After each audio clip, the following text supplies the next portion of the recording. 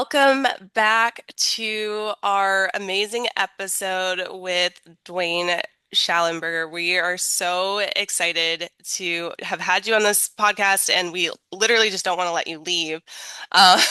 But we did want to go back to our areas of intention, and we noticed that one of them is sexual. And so we do want to kind of talk a little bit more specifically about that piece. So can you just talk a little bit more about that for Yeah, us? great question. So obviously that's always one that when everybody sees that, they're like, wait, why is that area on there or whatever? It's the reality is it is a part of our lives, right? And it's an important part of our lives. And so to give you an idea, like sometimes my vision, plan, action, and measurement on that are literally the vision is to help support my wife, Justine, more in life. And so it may be the plan may be to make sure that on Thursday evenings that I can help pick up the kids to help support her. It may be that like just being very transparent. I didn't do very many dishes when we were first married, and I feel like a horrible husband for that in the past. But moving forward, I'm really good at doing the dishes now, and I do that often, right? And then it may also be part of my plan is that we schedule quarterly excursions together to just take trips together because we have four kids and that we just need time to connect with that person that I love so much and that I fell in love with and want to spend time with. So that whole area is one that it's important. It's this one concept that we didn't talk about is that each of those eight areas, if you were to draw, Tony Robbins does this and others, but if you were to draw a wheel and you were to measure from 0 to 10 in each category, how strong that you feel like you are, I'm guessing that each of us would have some areas that just we would just make a little mark and others might be really strong, right? And then if you draw a line around that, you would make that a tire and you'd realize that you'd have like divots in areas in certain categories. And so it's like an exercise to realize like, hey, maybe sexually, this isn't a topic that we talked about in our home growing up. Like for me, my parents didn't talk about it. It really kind of ticks me off that they didn't. And so in my home, we've been very full disclosure with our kids. We want them to be able to come to us with anything and any topic. We don't shy away from any of it. I've had spiritual impressions with my oldest. He was only 4 years old, and the spirit was like, "Hey, talk to him about sex." And so, in his age appropriate age, I talked to him. So, it is a big area. It's an area that unites us, that encompasses a lot of thing in that romantic relationship. Yeah, I love that. And especially, so when my being a therapist, I grew up, or not grew up, but like professionally grew up. Um, I was working in foster care, and and trigger warning, but I worked with a lot of people or children even who have had like um issues with abuse and things like that. And so one of the things is teaching kids a goal to like teach kids about good touch, bad touch, what to do if what is appropriate, what's not appropriate, when to tell mom. And so, my son will come and tell me things like, if he's wrestling with his sister or something and she just like gives him an elbow in the wrong place. He comes and tells me, I'm like, this is what I need from you. I need you to know these things, what about your body and things like that. So I love how when you're saying that this is an area, even if, we're not exactly how we tend to think about it. I also love that you're including personal intimacy with the idea of sexuality because it's not just, being with your wife like that. It's also the everything, the connection, the spiritual connection between you both, and how to foster that throughout the week and support her in that way too. And it's very much an equal partnership versus just like a give and take situation. So I definitely can see how this section could apply in all aspects of of of intimacy, and also in whatever area that may apply to you if you're not in the partnership in that way. Yeah, and I would just say like what do we always hear are like downfalls in marriages? We usually hear money or sex as like two major things, right? And there's perspectives on both sides, but For me, I believe in bringing everything to the light. Like if we can communicate and bring everything to the light, then there's trust. It's like, like for instance, if I can say this, like someone struggling with pornography addiction, a lot of times they're hiding that and they're Mm, not one to tell anyone. They feel like horrible. Even if you think of like Adam and Eve in the Garden of Eden, like they're like hiding, right? And the idea is that when we bring anything to the Savior, anything to our spouse, anything to each other, there's trust there, there's healing, there's understanding. And so we want our children to be able to just bring those things to us. We're not naive that at some point they will see images. We read good pictures, bad pictures with our kids. We have these conversations, but if something comes up, we want to have those conversations. Separate from this, I want to share a spiritual truth that I feel like is true that has helped me and has helped others. And that's when we've had sexual relationships, whether that be before marriage or whether that be within a marriage, and then a divorce. Sex is so powerful and intimacy is so powerful, and it's intended for that, that it forms these emotional, spiritual bonds, almost like a connection point. Like in yoga, if a couple was holding hands and meditating together, they're like forming, connections. In fact, tonight Justine and I are doing a 2 hour guided meditation with sound baths and hands-on assist, and it'll be amazing, right? And it's unifying for us. But I go back to this principle that the Lord has taught me, um, that if we form those connections, it's important to go back, I believe, and ask the Lord or ask for a blessing or ask for a prayer, but specifically and intentionally to ask for those sexual connections, those emotional connections to be severed. And what happens is that sometimes someone's had a relationship like that and they're trying to move forward in life and they're subconsciously or energetically there's kind of a rub with the people that they're dating. They still feel a connection from the past, and it's like this subconscious. The idea is that it's like the people are not even aware that their former connections are still limiting them in the future. And so I'll give you an example. um I was driving by this house of a friend of a girl that, she had just gotten divorced. It was a short marriage. She got divorced, and literally, I had the thought, I need to tell her about this. And when God gives you this, a lot of times it's like, man, how do I bring that up? But I just called her and I just said, hey, here's what I was thinking about. And literally, she had had a blessing from her dad the day before. But to their credit, they were like, no, please come over. Please help. And so I was able to be a part of giving her a blessing. And I asked that Jesus would remove those attachments previously that she had, that she'd be able to move forward with life and form new relationships and move forward. And literally like a year later, she was married. And she called me and her mom called me like a year later and she said, we know that that was divinely guided and that you were in tune that day to listen. And so this has been like a just a piece of knowledge that's not in any manual that you would ever find, but it's something that I share with others when I feel impressed of like, hey, I want you to heal. I want you to move forward. Please ask Jesus to remove those bonds if they're no longer serving you or that relationship is in the past. And Dwayne, if this is too personal, we can cut this, but you shared with me how this has helped you in your life. Yeah. So in high school, I had a relationship, that was a steady relationship, right? And my parents never talked to me about sex. It just like, I mean, I learned sexual relations on my own, right? And it wasn't a source of happiness, but it was a part of my learning, and I'm grateful for it. And then I was actually married and annulled, when I was like 24. It was quick. It was wild. And after that is when I really did a lot of deep introspection. And I said, like, there are things that I need to fix. There are things I need help with. And so I started kind of going by feeling of just seeking out, professionals. I mean, acupuncture, energy work, um, traditional therapy, like you name it. I'm just very open to growth. And I met this lady, Karen, who just became an angel in my life. And she kind of talked about generational healing, and she was the one that brought up this for me. And because of that, she said, "You will never choose the relationships you've chosen in the past.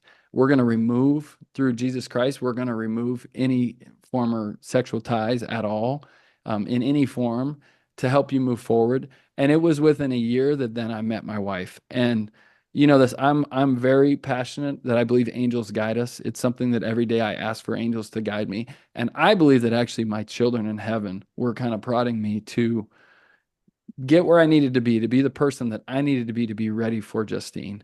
And so Justine and I met. It took like 2 years of a friendship, but obviously we have the greatest relationship that I've ever had in my life. And before that, I would say that I had uh, a rough road. In the sense that I would take action too quick. The Lord has told me, like one time I was pondering, and this is what I want to offer as far as grace for others, is that I didn't get to serve a mission because of this. I was not able to serve a mission in my church because they would not let me go. Um, I don't agree with that. I agree. I believe that Jesus forgives us all and asks us to move forward. And, but that was the decision. And because of that, dating was a little bit hard. Like there were people that conditionally were like, oh, you didn't serve a mission, almost like you're less than or whatever. That's helped me be very relatable. And Jesus has sent me a lot of people in my path to help as a result. And when I went and talked at the college one time, there was this young man, and he came up, he's like, hey, I was turned down to go on a mission twice. And I had sex in high school, and all the rest of my family served a mission. And my parents are a little more orthodox, and it's been really hard. And I'm telling you, I knew that Jesus threw him in my path. And I poured out to him. I was like, you need to know that Jesus' grace is enough for you. You need to know that he died on a cross for you and me and all mankind, every woman, every man on the entire earth forever. He's got us. He will never let us down. I promise. And he's actually getting married today. Um, and I love him, and he's courageous, and he's incredible. But the Lord will send people in your path based on some of your experiences. So when some of those experiences came up, I was able to authentically say, listen, I understand. I'm with you. And because of Jesus, he has removed some of those things. I do not have negative feelings about choices in the past. But one thing that he told me that brought me so much peace is I heard him. For me, when the Lord talks to me, it's in very short, simple statements that tell me more than I've ever learned in any church class or any curriculum ever, just that quick. And he's like, Dwain, you make relationships easily. It's okay. I created you that way. And I never had to worry about it again. I did have to work on my vision, plan, action, and measurement and learn some skills. But Justine and I have amazing um, intimacy. We have a great relationship. It's open.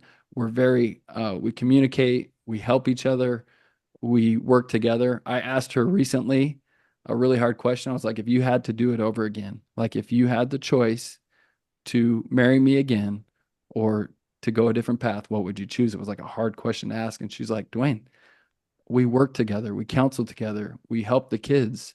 Yes, there are issues that come up, but we work through them. And it was like, it was like, okay, we're good. But that was the measurement. Like, how am I doing? Or do we have the relationship we want? And there's been times that I've had to work through things in my head and work through this area and that her and I have had to communicate. But it's like, that's the point. You counsel and labor together with God. Yes. Yes, I love that. I love the distinction between guilt and shame. I think guilt is something like where there's this cognitive dissonance of my beliefs and my actions aren't aligned. And I think guilt brings us to change and motivates us to put that away and choose something else. Choose a different action, choose a different choice, different lifestyle, whatever that is. But the shame keeps us stuck because shame is when we want to hide it. We don't want to bring it to light and change it because we feel like we're bad or we're icky or we're whatever because of what the choices we've made.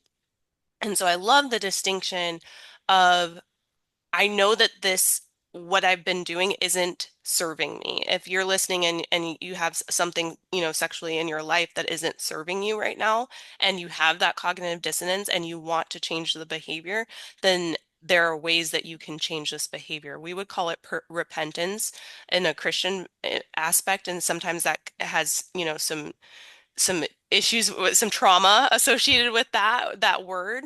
But I just call it changing the behavior, working towards changing. And if you have a higher power that you can invite into that change and to that growth, then do that, invite them in and change.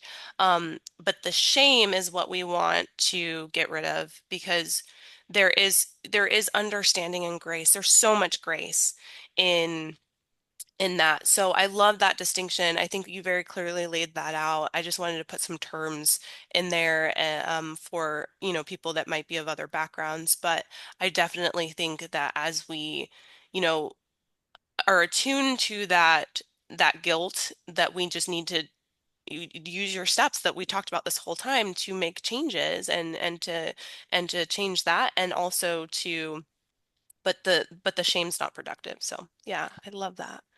You guys, if I can, I just want to share the love that I have for Jesus. Like in my mind, I hope that I feel like I'm his biggest fan on earth. And even though I know that there's others with equal or whatever, like in my mind, I want him to know, Jesus, I'm your biggest fan because of what he's done for me. He has taken guilt and shame that comes from our family, parents, church, all the stuff that we know. None of that is Jesus. Jesus is always the source. The woman at the well. We go through every single example that all he does is lift and heal. He'll do the same for you. I just want to encourage everybody. There's a book, Wild at Heart, that I really like, Yes. especially for men, that is great. Every night, my kids and I do a meditation of the Wild at Heart meditation. It's a 30-day emotional resilience app. And one of the things that they say in that meditation is to bring everything and everyone to Jesus, to give everything to him. And as I've learned to just give the stuff to him and just say, I need your help. And I just talk to him throughout the day. For me, my life changed when I developed a personal relationship with the Savior Jesus Christ. And when I looked to a church or looked to leaders or looked to other things, those were like supporting things, but nothing like having a relationship. And my whole life changed forever as far as guilt, shame, any of that, when I know that it is him that I am firmly anchored in. And I know he's always got my back. He's got everybody's back. I believe he's getting everybody home. That's the way I feel. I hope that I'm that guy that gets to, the pearly gates or whatever it is, and they're like, "Hey, Dwain, you're the one that believed that Jesus is getting everyone home." And I'm like, "Yep, that's me." And if I'm wrong, I'm wrong, but that's what I'm going to live with, is that I just believe in a infinite atonement of someone that loves us more than anything we can even comprehend. Yes, thank you so much. I love the book Wild at Heart. I will include the other one for women, Captivating. I think Yeah. everyone should read both. But I do want to mention that Wild at Heart is geared towards men, and Captivating, or Captivated, sorry, I don't want to misquote it, but is geared for women, so the women listening don't feel like you can't, engage in those books as well. So yeah, thank you so much. Dwayne, thank you so much. And I just want to say, as a woman, I'm really heartened that your sexual goals are about how you relate with your wife personally, how you support her, how you show up for her. Literally, your goals include vacuuming more and doing dishes more. I think you said I'm a vacuuming, what did you call yourself? Vacuum master, trash Vacuum vacuum and master. trash master.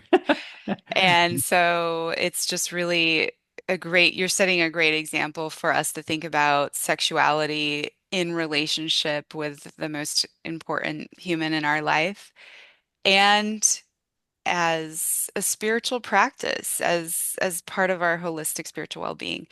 Thank you so much for everything you shared. We are so grateful for you. We know you have to run. Thanks for your time. Thank you, listeners, for joining us. If you liked this episode, we hope you did. Please like, subscribe, and share with your friends. Sierra, Th- Jenna, thank you. Very grateful. Thank you so Thank you. much. Okay, well, that's all we have for you today. I'm Sierra Larson, I'm Jenna Carson. and we hope you follow the peace.